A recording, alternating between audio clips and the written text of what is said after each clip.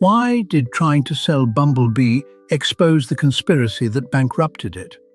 In 2011, the CEO of one of America's 3 canned tuna companies quietly struck a secret deal with his 2 biggest rivals.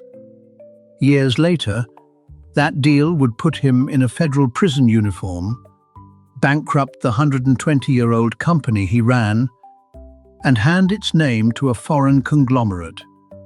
But investigators didn't uncover any of it through a whistleblower or a sting.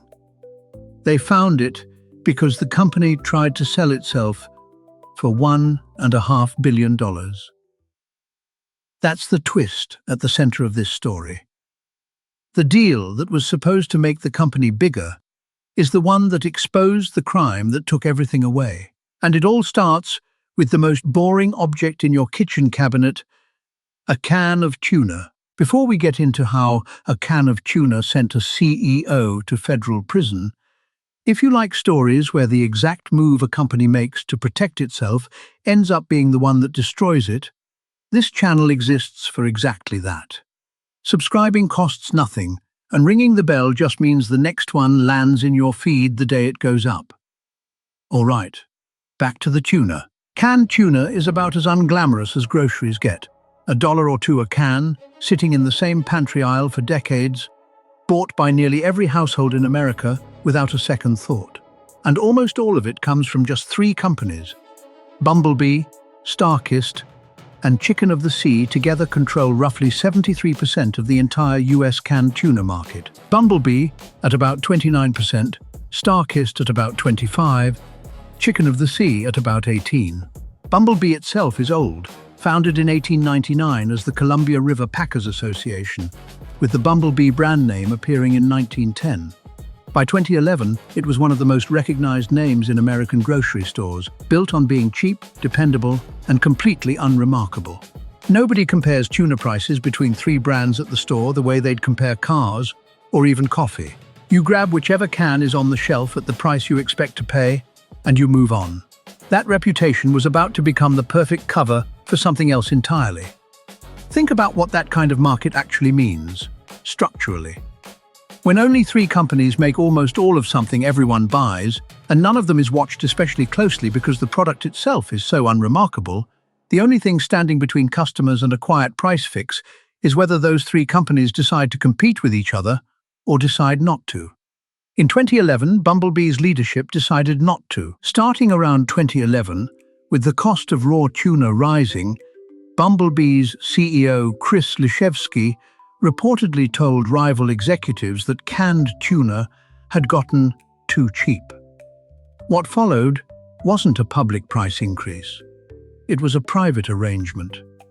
Over the next roughly 2 years, executives at Bumble Bee, Starkist, and Chicken of the Sea regularly traded confidential pricing plans and coordinated price hikes across the industry. They didn't stop at raising prices out in the open, either. Cans quietly shrank from 6 ounces to 5, so shoppers paid more for less without a single price tag ever changing. It's the kind of thing nobody notices happening to a can of tuna. That was the point. By the time the scheme wound down at the end of 2013, it had touched more than $600 million in US tuna sales. For years, none of it surfaced. Then, in December 2014, Thai Union Group, the Thai seafood giant that owns Chicken of the Sea, announced a plan to buy Bumble Bee outright for $1.5 billion. On paper, it looked like a straightforward growth deal. In practice, it would have combined 2 of the 3 companies secretly fixing tuna prices into one. A deal that size doesn't happen quietly. It draws a standard antitrust review from the Department of Justice, the kind every major merger goes through, where regulators look at whether combining 2 companies would leave customers with fewer real choices and higher prices. In December 2015, after nearly a year of scrutiny, the DOJ raised serious competitive concerns, and Thai Union and Bumble Bee abandoned the merger altogether. Around the same time, a wholesale grocery cooperative called Olean filed a separate civil antitrust lawsuit against all 3 companies. Here's the part that makes this story different from a typical price-fixing case. As the Justice Department's own civil lawyers combed through the paperwork from that failed merger, They found records that looked less like a business deal and more like a crime. They handed what they found to the department's criminal division, and that handoff is what opened a full criminal investigation into the entire industry's pricing practices. The company that tried to get bigger had just handed regulators the paper trail to the exact thing it was hiding. Once the investigation was underway, it moved fast. Starting in 2016, mid-level executives began cutting deals of their own. Walter Scott Cameron and Kenneth Worsham at Bumble Bee and Stephen Hodge at Starkist all pleaded guilty and agreed to cooperate with prosecutors. In exchange, none of them went to prison. They received probation, community service, and $25,000 fines each. Chicken of the Sea's parent company, Thai Union, avoided criminal charges entirely. Once the merger review had already surfaced what was going on, Thai Union moved fast to cooperate with investigators, and as the first company to formally report the conspiracy, it qualified for the Justice Department's leniency program and walked away with amnesty from criminal charges. As corporations, both Starkist and Bumble Bee pleaded guilty too. A combined $125 million in fines, $25 million from Bumble Bee and $100 million from Starkist. Starkist asked a judge to cut that fine in half, citing the risk of bankruptcy. The judge said no, and instead ordered a payment schedule stretching out over several years. This was a fine Starkist was ordered to pay, not one it had already finished paying. One name was conspicuously missing from the list of people who cut a deal: Chris Lischewski, the man who'd started it all. Every other executive caught in the scheme chose to cooperate. Cameron, Worsham, and Hodge all took the deal that was on the table: plead guilty, testify if asked, and walk away with probation instead of prison. Lischewski was offered the same kind of choice, and he didn't take it. He fought the charges and took his case to trial. In November 2019, while that trial was underway, Bumble Bee's parent company filed for Chapter 11 bankruptcy. The company Lischewski had run was collapsing under the same weight as his legal defense. He was convicted. Prosecutors asked the court for 10 years.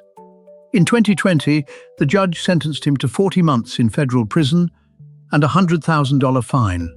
A real prison sentence for a price-fixing executive is genuinely rare. Most cases like this end with a company quietly writing a check, not a person in a cell. Lischewski reported to a federal prison camp in Arizona that August. Bumble Bee itself didn't disappear. In March 2020, its assets were bought out of bankruptcy for roughly $928 million by FCF Co., Limited, a Taiwanese seafood conglomerate, one of the largest tuna suppliers in the Western Pacific. A 120-year-old American brand, built on being cheap and dependable, was now foreign-owned. The company kept its San Diego headquarters and its CEO, Jan Tarp, who joined after the scandal and had nothing to do with it. Bumble Bee's current ownership and leadership are not connected to what Lischewski did, only to what came after it. So why did trying to sell Bumble Bee expose the conspiracy that bankrupted it? Because the merger that was supposed to make the company bigger is what put regulators close enough to see what its CEO had been hiding for years. Lischewski tried to protect Bumble Bee's profits by secretly fixing the price of the cheapest thing in the store. Instead, the attempt to grow the company is what unraveled the scheme. And the scheme cost him his freedom, cost the company its independence, and left a 120-year-old American name in the hands of a conglomerate on the other side of the world. The next time you pick up a can of tuna, remember, sometimes the thing that exposes a secret isn't someone looking for it. It's just trying to get bigger. Stay sharp, stay curious, and always ask why, guys.